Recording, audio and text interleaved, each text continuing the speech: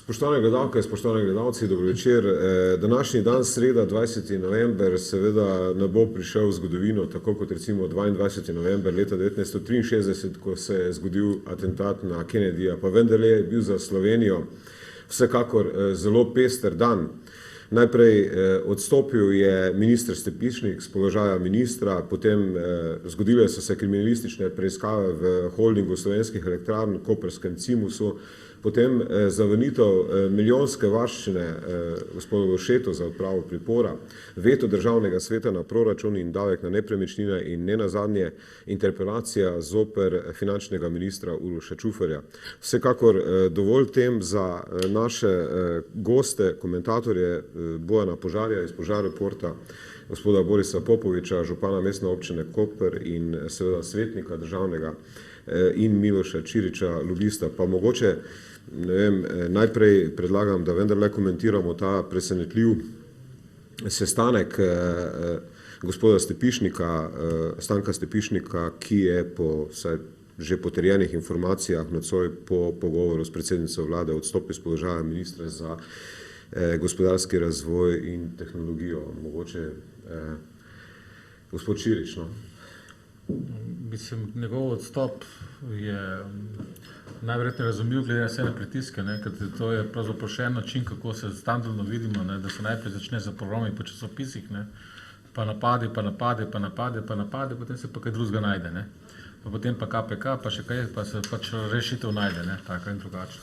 Zame ta zadeva odpre drug problem, cela zgodba, in sicer ta zgodba, kdo od zdaj bo sploh še hotel biti v gospodarstvu, kot še minister. Kdo bo šel? No, ampak Bojan, zdaj se ti zdi normalno, da recimo minister gospodarski, da pač dobiva subvencije v podjetju, kjer je lastnik. Mislim, vsaj nekateri so bili zelo kritični do tega, recimo gospod Lukšič je zadnjič na tiskovni konferenci govoril, da pač politika ni biznis, v bistvu, da ne more človek delati biznisa v politiki. Kaj praviš na to? Jaz mislim, da posod po svetu politiki delajo na nek način delajo v biznis, ali so ga delali predno, so šli v vlado in med vlado, med vladanjem pripravljajo teren za biznis, ki ga bo delali kasneje, v takšni ali drugačni obliki. Tako da ta izjava z vidika Igorja Lukšiča, gleda tudi, da je politolog, se mi ne zdi čisto resna. Res pa je, da tukaj mogoče je bila zadeva malo preveč direktna. Jaz mislim, da v tem smislu gleda to, da so, kako rekel, ne glede kakšna je bila tehnologija podeljevanja teh subvencij, mislim, da je šla zadeva preveč direktno v nek žep, preveč direktno v nek lastniški žep in to se mi zdi, da je res, kako bi rekel, nehigienično, kako bi rekel, čisto tako javnomnenjskega vidika, ampak zdaj... Ampak ti si že prej pisal o Stepišniku, da je v bistvu nekako na odstrelu, na udaru. Ja, ampak to se je že nekaj časa govoril. Jaz sem pač ta njegov današnji odstop, sicer ti si začel z Kennedyjem, zdaj mogoče tudi on malo po Kennedyjsko razmislil, danes pa rekel, kaj lahko jaz naredim za državo, pa je odstopil. Ampak se mi zdi, da to je bila edina možnost. Jaz sem pač skozi pisal, da bo Stepišnik ostal, razen če ne bo sam odstopil. Jaz točno zdaj ne vem, kaj se dogaja med njo in Bratuškovo, ampak Bratuškova, vem, ker sem se pogovarjal z nekaterimi njenimi svetovalci, vem, da ga že nekaj časa želela zamenjati, ampak ni ga enostavno mogla. Ni imela dovolj, zato ni bilo konsenza v njeni stranki, pozitivni Sloveniji. To je Stepišnik sam povedal, da če bi šla Alenka Bratušek preverjati njegovo zaupanje v poslansko skupino, bi dobil Stepišnik. Tako kot takrat, ko je šla Alenka Bratušek pred časom preverjati, kaj si poslanska skupina misli o Gašper Mišiču, pa je na poslanski skupini ni bilo niti enega negativnega stavka v njenu. Res je, da so potem sprejeli neke sklepe, ki so bili vezani na Mišiča, ampak nihče ni bil v poslanski skupini kritičen do Mišiča. Isto bi se verjetno zgodilo za Stepišnikom. Edina možnost je bila, da je on sam odstop, tako kot je najverjetneje naredil, ampak po mojem se pa odločil dosti pametno. Očitno je kot podjetnik ocenil, da je boljša naložba to, da ostane lastnik podjetja, pa da se prijavlja na subvencije, kot pa to, da ostane minister v vladi, katere, mislim, z nekim vprašanjem, za kakšnim rokom trajanja je še. Razumem, gospod Popovič, kaj pa vi pravite, mislim, na ta presenetljivo odločitev gospoda Stepišnika? Mene ta odločitev vsekakor presenetila. Jaz mislim, da dejstvo je, da gospod Stepišnik je zelo uspešen podjetnik, to je dejstvo. On je prišel pač zaradi tega tudi prišel v parlament in potem kasneje na ministrsko mesto. Glede, on je bil podjetnik že prej se je prijavljal na razne razpise in že prej je dobival subvencije tak in drugačne. To kar nekaj let, mislim, da 5 ali 6 let. Tako da nič novega, da je tudi zdaj dobil. Tako da mislim, da je zelo uspešen, vodil oziroma je lastnik še vedno zelo uspešnega izvoznega podjetja in mislim, da je prav. Mislim, jaz ne vidim razloga, zakaj bi on pač se temu odpovedal, da bi pač on odločil, tem seveda ne bi smel. Je pa dejstvo, da je pač to sporno in zdaj, če se je tako odločil, se pravi, se je odločil, kot je rekel gospod Požar, odločil se je za podjetnika in pač verjetno je naredil prav v tem smislu, ampak jaz, kot je prej gospod Čirič povedal, jaz ne vem, ker mi vemo, da podjetnike pač v politiki nekako moramo imeti na teh vodilnih podjetjih, drugače ne bomo šli naprej. Mi smo edini, ki, evo, kot pravi gospod Lukšič, ja, biznis nima veze s politiko. Zato smo zadnji. Zakaj je Slovenija zadnja? Zato, ker ni nobenega biznisa. Povejte mi eno državo, ki nima biznisa. Samo ena država, ki se z biznisom ne ukvarja. Recimo Amerika. Vidite, da prisluškuje celemu svetu. Zakaj prisluškuje? Ne samo zaradi terorizma, bodite brez skrbi. No? Se pravi, dejstvo, da biznis pač nekako mora biti prepleten s politiko. Politika vseeno mora razumeti tudi, zakaj je dobro za državo. Ne govorim za biznis enega samega posameznika, nego za njegove osebne koristi, mislite? Posel za državo. Država mora delati biznis, država mora biti pozitivna, država mora proizvajati blaginjo za prebivalce. Mislim, da to je več kot jasno, ampak dejstvo, da mi s tem smo skregani z pametjo, zdravo logiko in pač take ljudi, kot ste Stepišnik, normalno pošiljamo domov.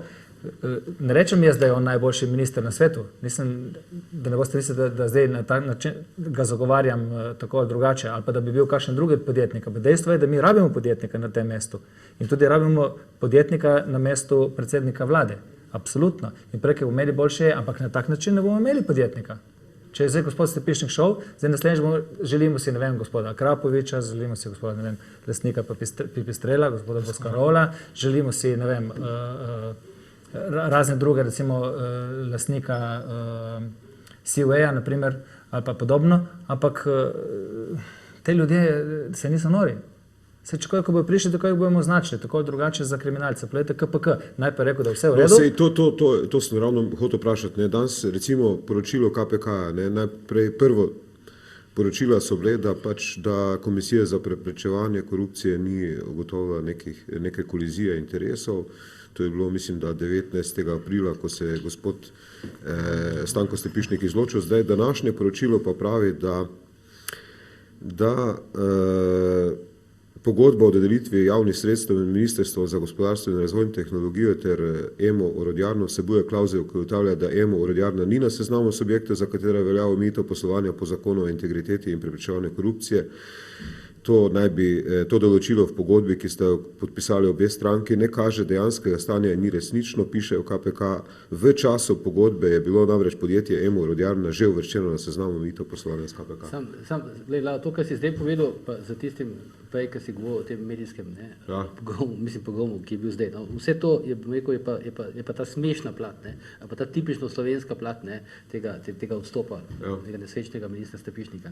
To, kar si zdaj prebral, vse to je Komisija za preprečevanje korupcije morala vedeti že prejšnji teden. Takrat, ker Klemenčič, to se ni nas spremenil. Doben ta fakt, ki si ga zdaj prebral, se od prejšnjega dela danes ni spremenil. In prejšnji teden, zdaj ne vem točno kdaj, je predsednik komisije, gospod Goran Klemenčič, rekel, da v Stepišnikovem ravnanju, kar zadeva podeljevanje subvencij, ni nič sporno zato, ker se je minister izločil. Danes je pa naenkrat, ker pa Alenka Bratušek v tem času nekako ni uspela pregovoriti tega ministra, da bi šel, se naenkrat je Komisija za preprečevanje korupcije spremenila mnenje.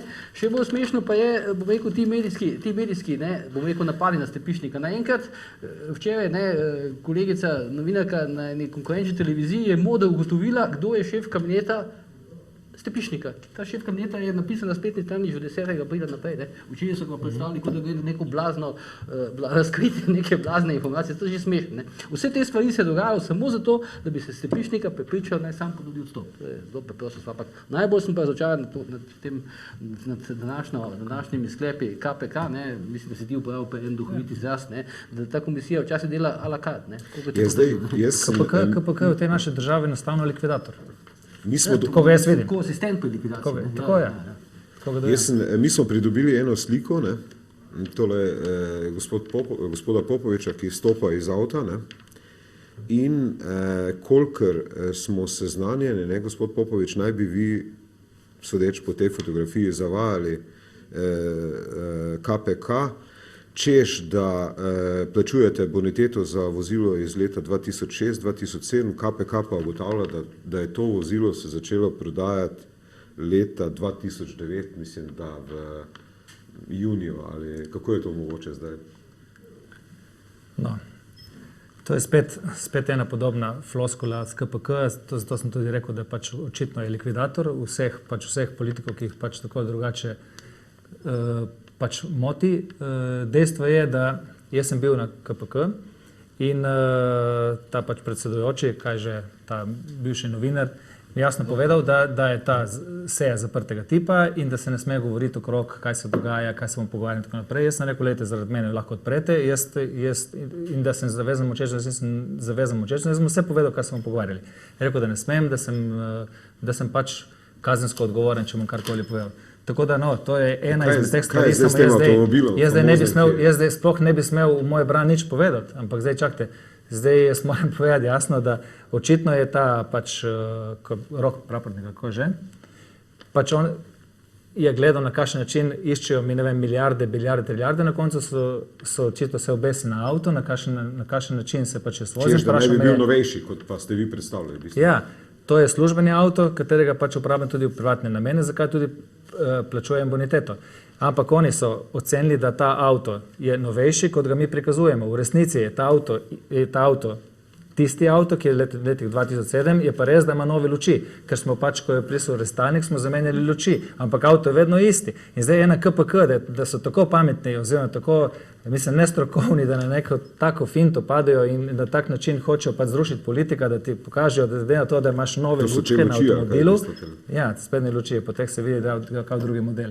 In da še leta 2020. Zato so take bolani štosi, da mislim, kam to pelje. To KPK treba čim prej ukiniti. To so ljudje, ki tam nima kaj delati. Poglejte samo ženo od predsednika. No, evo, lejte, kaj se mi zgodilo zdaj. Zato je noro. Ne? In potem na koncu izpade še kriminalec. Ampak recimo zdaj, če ostanemo, gospod Čirič, ne, v bistvu zdaj je prišlo do spora tudi med bivšim predsednikom KPK, ne, gospodom Kosom, pa gospodom Klemenčičem, koliko ste se znali. Jaz to premalo vem, da bi se upal kaj v tem ocenjevati, da postaviti, zato ker šele, koliko sem povedal, ko bo Drago Kos je rekel, da bo pojasnjeval, ko bo stvar objavljena. Ne. In iz takih zapisov enega članka, ne, ali pa postavk je zelo težko reči, kaj je dejanska resnica. Ne. Skupaj. In zato se jaz bi se pa malo še vrnil nazaj, ne, kaj dejansko pomeni ta zgodba Stepišnikova. To pomeni zniževanje standardov ljudi, ki bojo prihajali. Ne. Namreč dejstvo je nekaj, da se nam že vrsto let znižuje standard, da imamo velike težave dobiti kakšnekoli kompetentne ljudi za ministre, ne, da so stalne problemi okoli tega in zdaj v temu pa gospodarstvenika, ki bi se tega lotil, kaj bi bil problem, ne, to kot je Boris Popovič omenil, prej tem, kje bi bil problem? Problem bi bil, če bi on zdaj dobil znenada prvi subvencije, pa nikoli prej ni dobil. Ker je pa imel vrsto serijo tega in je nadaljeval in tam je nekdo direktor vodil postopek, ne on. Ne? Potem pa seveda se lahko vprašaš, če bi njega hoteli zamenjati kot slabega ministra, bi bilo to lahko normalno. Ali pa ministra, ki ni naredil vse, ki ste pričakovali. Ampak da se začne pa z takimi zgodbami. To ni bilo mogoče, bistvo, ne, čeprav so si ga želeli. Ne, ampak pogledajte, mi imamo zdaj obrazac, ki se konstantno ponavlja. Jaz sem hitro skočil. Jaz mislim, da je bilo pod narekovaji razkritje te subvencije samo v vlogi poskusa zamenjave tega ministra. Ja, da se je minister poskušal zamenjati že nekaj časa, pa ni šlo. Potem pa so začeli prihajati pri njemu podatki, oziroma informacije. To so informacije, ki so prišle ven iz vladnih oziroma političnih krogov. To so informacije, ki ti niso včeraj, ti so že v času. Ne? Samo jaz bi želel predvsem to upozoriti, da je to vzorc, ki se konstantno postavlja. Najprej od vsega imaš medijsko likvidacijo. Praktično kar pogledajte, kjer časopis začne prvi, kjer stvar dajati, kako nadaljujejo se in tako dalje, ne, kako se stvari postavljajo, kjera televizija se pol oglasi, kjera novinarka se oglasi in tako dalje. Točno eni in isti so konstantno zmeraj noter, pa se vprašate, kaj se dogaja, pa zakaj se to dogaja. Mislim, da niso vedno isti. To se, bom rekel, politiki so kar speti, se kar malo različno. Začnejo pa različno. Začnejo pa različno, ampak zmeraj so eni in isti. Kaj pa, mogoče, Bojan, kaj pa misliš, kakšen mesec vendarle je bil Gospod Stepišnik, človek Zorana Jankoviča, ne, v bistvu, Ne, to, da je pač, jaz verjamem, da Zoran Jankovič je danes še poskušal zaščititi, ne, Stepišnika po izjavah, ki jih je danes dal, ne, da jih tukaj ne ponavljam. Ampak zagotovo bil je človek, mislim, je še verjetno človek Zorana Jankoviča, on ga je povabil in ga pripeljal na listo, to je dejstvo in zaradi tega ga Alenka Bratušek pač ni mogla, bom rekel, v tem času zamenjati. Ne. Zdaj bo tudi zanimivo opazovati, ali Alenka Bratušek že ima, ne, oziroma je že imela kakšno ime za ministra, to se bo zelo hitro videlo, ne, ali je pa bila to, bom rekel, čisto menjava, kako rekel, bolj na suho. No, ampak to se bo, bom rekel, zelo hitro videlo. Mislim pa, da naslednji, ki bo prišel za ministra, bo pa zagotovo bližje Alenki Bratušek, kot je bil pa Stanko Stepišnik. Ne. Zdaj še ena velika... Jaz sem težko, da na zadnje, ko sem jaz govoril z Stepišnikom osebno, to je bilo konec avgusta je bil izjemno kritičen do Alenke Bratušek. Takrat je bil v skupini, bil je znam tudi Gašper Mišič, pa še eden od poslancev Pozitivne Slovenije in vsi trije so bili takrat izjemno kritični do Alenke Bratušek. Tako da po tistem pogovoru lahko zatrdim, da ni bil on zaveznik Alenke Bratušek. Po teh fotografijah, ne, v bistvu, ki jih gledamo včasih, Alenka Bratušek, Stepišnik, Gašper Mišič, zgleda idilično. Stare fotografije. Če Alenka Bratušek še nima kadra za gospodarskega ministra, ga imajo fantje z Dunajske sigurno. Kaj, lahko malo bolj pojasnite? Ja, točno se ve, kjeri fantje so Ja, ne, Zemljanič in Drago Isajlović. Pa še niže se lahko spustiš malo proti centru, ne? Ja, kaj je po vašem... Še niže, še celo vis-a-vis Hypo banke. Tako recimo. Mislite... No, jaz sem vsekakor... Mislite bolj tajamnik. Po mojem poznavam tudi gospoda Stepišnika in pač jaz se navezujem na gospoda Požarja, sem absolutno vem in se strinjam s tem, da je bil gospod Stepišnik zelo kritičen do te vlade in do predsednika vlade, kajti on kot tako uspešen gospodarstvenik, enostavno kot minister za gospodarstvo ni bil uspešen, oziroma je bil omejeno uspešen. Moraš, da čisto nič ni bil uspešen, ker situacija v Sloveniji je zelo jasna in mi smo pač gospodarstvo na psu. Smo na dnu, jaz ne vem, mi smo pač enostavno na repu Evropske unije. In seveda, če je on minister za gospodarstvo, je zelo uspešen gospodarstvenik, tukaj pa ni sposoben, se pravi zelo slab minister, se pravi nekaj narobe. Nekaj narobe v navezavi s predsednico vlade. Jaz sem prepričan, da ta vlada pač mora reči prej domov, ker drugače bomo revni, vsak čas. No, mislim, vendarle je to prvi odstop ministra, ne, sočasno pa danes gledamo tudi interpelacijo proti finančnemu ministru Čuferju. Ne. Drugi odstop. Kaj sem spregledal? Že odstopil. Ta prvega, ki je bil en dan. Dobro, mislim, tisto nismo, če ne štejemo tistega. Blic ministra. Tako. Kako komentirate, v bistvu se vam zdi ta razprava oziroma ta interpelacija, ki je vložila SDS, upravičena oziroma v luči predvsem teh zadnjih dogodkov, zadnjega zadrževanja in petkovega. No? Bojan, ti si predvsej nekaj pisal tudi o teh zadevah. Interpelacija je bila vložena prej. Ne, vem, interpelacija je bila vložena prej, ampak zdaj je ključna debata. Interpelacija je parlamentarno sredstvo, ki jo pač opozicija uporablja. Mislim, da gre to v principu bolj za to je nekaj vrste, ko bi rekel, bolj predstava voljivcev, predstava za voljivce, oziroma za javnost, zato ker pač razmerja sile v parlamentu so znana. Ne. Edina interpelacija, ki bi recimo eventualno imela možnost za uspeh, na interpelacija zoper Gregorja Viranta. Kako? Zato, ker Gregor Virant je izjemno nepriljubljen v nekaterih strankah vladne koalicije, čeprav mislim, da imajo takšno pogodbo, da ne smejo sodelovati v interpelacijah z opozicijo, ampak na tajnem glasovanju se pač lahko dvigne takšna in drugačna roka. In tudi morate vedeti, da če slučajno, mislim, to zdaj si upam trditi na glas, da če Virant odleti kot minister, med interpelacijo, to še ne pomeni, da državljanska lista gre ven iz... To ne pomeni, da vlada pade in da državljanska lista gre ven iz koalicije, ravno obratno. Vlada bo normalno funkcionirala naprej, tudi če Gregor Virant med interpelacijo pade. Ampak Gregor Virant... Tole, kar pa zadeva Čuferja, pa zadolžitev, to je pa zdaj idealno prišlo v opoziciji. Oni so zadolžili interpelacijo, zdaj pa šla še tale sporedna zadolžitev, 1,5 milijarde evrov in to je danes še dodatna ura več v tej predstavi. Zdaj ve, kaj je recimo, kdo je kupec teh, skrivnostni kupec teh delnic, v bistvu, za 1,5 milijarde oziroma obveznic države Miloš. V glavnem so predvsej govoric o tem, da gre za vezano trgovino. Ker so govorice, ne vem pa, da bi pa... Zavezano trgovino s kom oziroma? Jaz nisem mojster za govorice, ne. Ko jih ne rad razlagam, ne, se skupaj razen če kaj bolj točno, ampak dejstvo je, da Danes zaenkrat... se je govorilo, da so Nemci v bistvu kupili te. Ki sem jaz domnevno strokovnjak za govorice. Bom jaz povedal, kaj se govori, ne. Te delnice, pa večji del teh obveznic ne bi kupili nemška banka, ne, Deutsche Bank, ne, in da naj bi šlo zavezano trgovino, ne, da zagotovilo Alenke Bratušek, ne, Nemcem, ne, Da bo Telekom prenadal, kaj? da bo lahko dobili Telekom, da bo lahko kupili holding Slovenske elektrarne, da bo lahko kupili Luko Koper, ne. Pri čemer treba nekaj vedeti, da v tem trenutku v Nemčiji nastaja velika koalicija, ne. In če bo v Nemčiji nastala velika koalicija, se lahko zelo resno zgodi, da bo tale vezana trgovina obvezovala ne samo Alenko Bratušek, ampak tudi Socialne demokrate oziroma Igorja Lukšiča. To pomeni, da tudi če bi prišlo do spremembe vlade oziroma po volitvah, bi ta deal oziroma ta zadeva veljala tudi naprej. Jaz mislim, da dokler ta deal, ne, če je ta res sklenjen, da dokler bo ta deal v igri, do spremembe vlade ne bo prišlo, ne. Dokaj se ta deal ne bo speljal, potem se pa spet stoji odprti. To se pravi še naslednje 2 leti, ne, pisto ali kaj. Jaz itak verjamem, da bo ta vlada ostala do leta 2015, tako da to sem že nekdaj rekel. Mislim, me zelo presenetilo, ne, da če bi prišlo do kakšnih predčasnih volitev. Kakšno je pa, gospod Popovič, kakšno je pa vaše stališče glede gospoda Čuferja kot finančnega ministra? Glede Čuferja, to je finančnega ministra. To, da je doživel interpelacijo, to je najmanj, kar je bilo nujno potrebno. Ampak ta interpelacija seveda ne bo uspešna, to je vsakomur jasno. Glejte, Nova Ljubljanska banka je največji krivec, če je največji krivec za situacijo, katero imamo danes. Potem je NKBM in vse ostale banke. Ampak dejstvo je, da Nova Ljubljanska banka največji krivec in njihovi vodilni in tako naprej.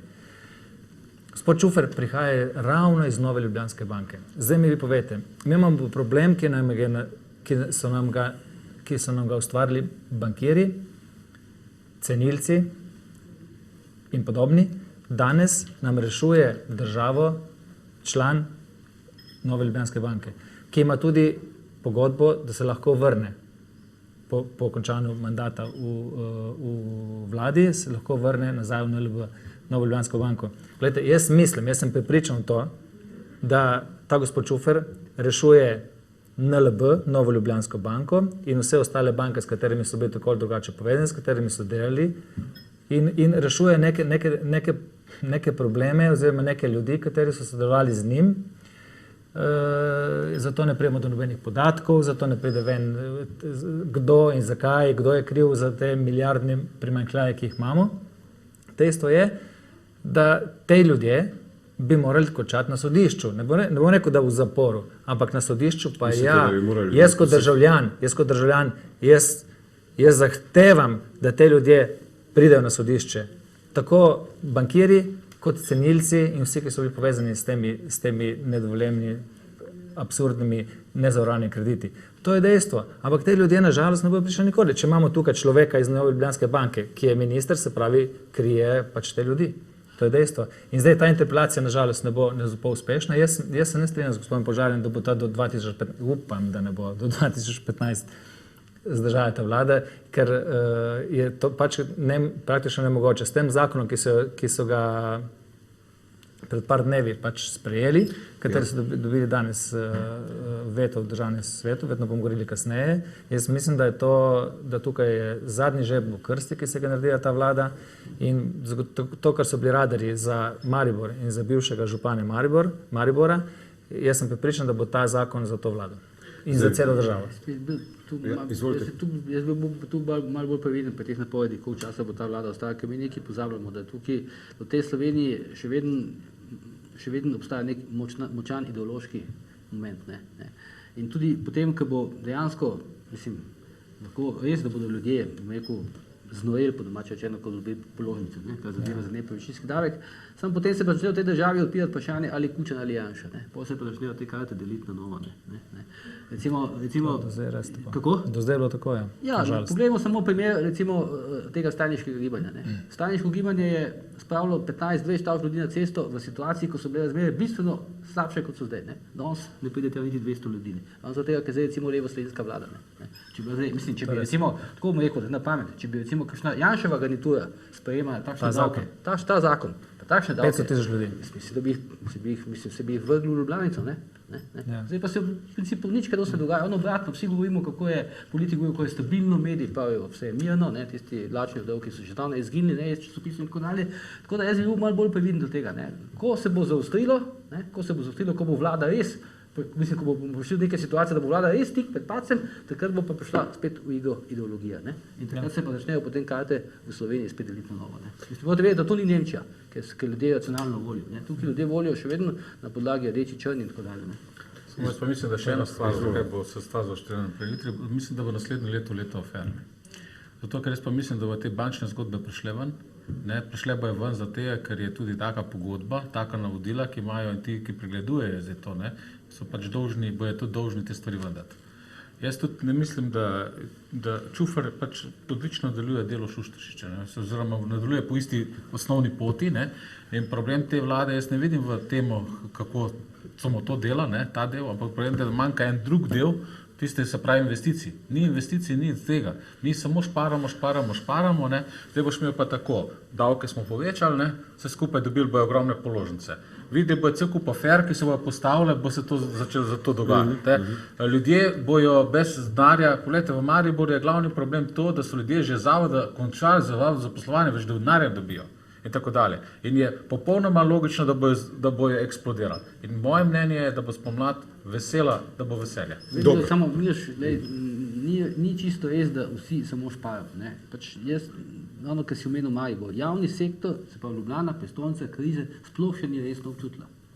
To je pač dejstvo. In danes berem, da bodo dobili javni uslužbenci celo dodatek za delo z računalnikom in tako dalje. Dobro, jaz bi na tej točki predlagal, da pogledamo oglase, pa nadaljujemo takoj po glasu. Seveda gledalke in gledalci lahko sodelujejo tudi z vprašanjem našim gostom ali svojim mnenjem in pa sodelujejo v anketi, ali zaupajo vladi Alenke Bratušek. Poglejmo oglase, pa nadaljujemo po glasu. Tu imaš prav, dejstvo je, da